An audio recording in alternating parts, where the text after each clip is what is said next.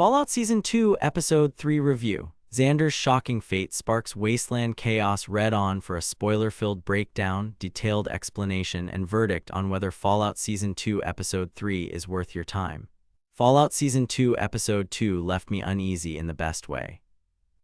Lucy's faith in doing the right thing was already cracking, the ghoul was barely holding himself together, and the Brotherhood felt like a family dinner where everyone's gripping a knife under the table.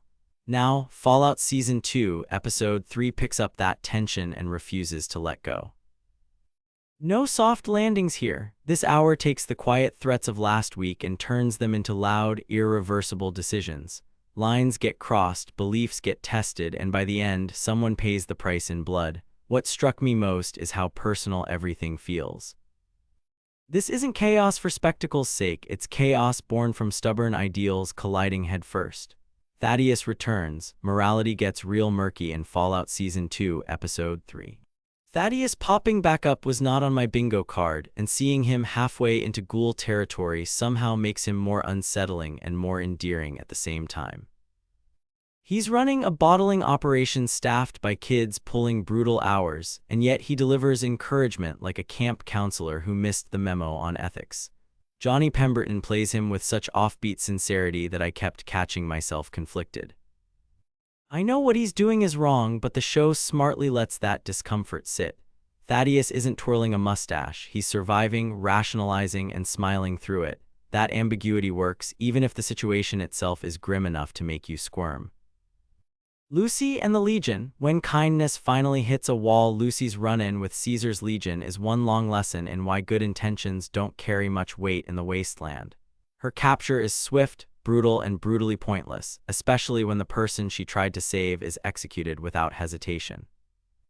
Macaulay Culkin's Legate Lacerda is calm, condescending, and deeply convinced he's right, which somehow makes him scarier. Lucy tries reason, history, even basic decency, and none of it lands. When she points out, prima noctis isn't even a Roman tradition, it feels like shouting facts into a void.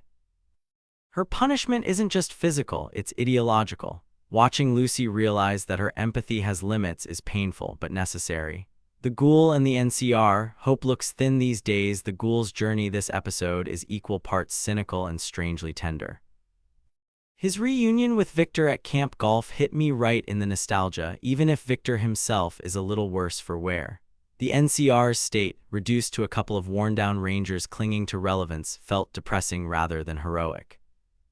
Walton Goggins continues to nail the balance between bitterness and buried conscience.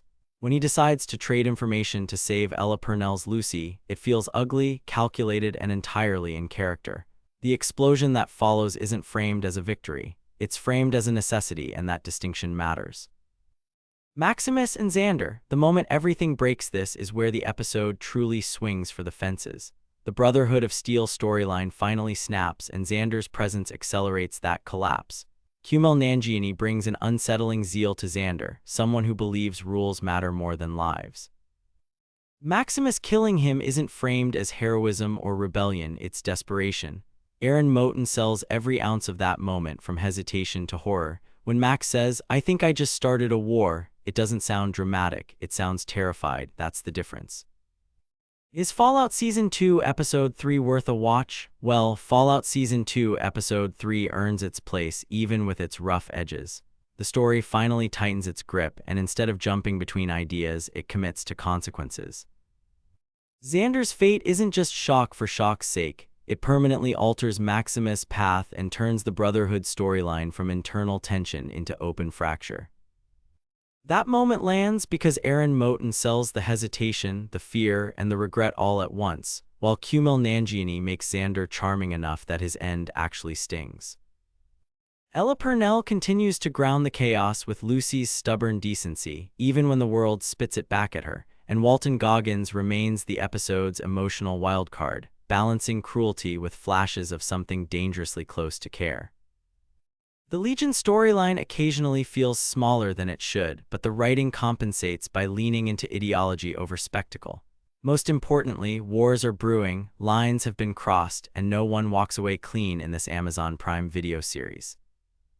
As a viewer, I felt unsettled but invested, which is exactly where Fallout works best. So yes, it's worth watching, especially if you like your character drama laced with hard choices and lasting fallout. What did you think?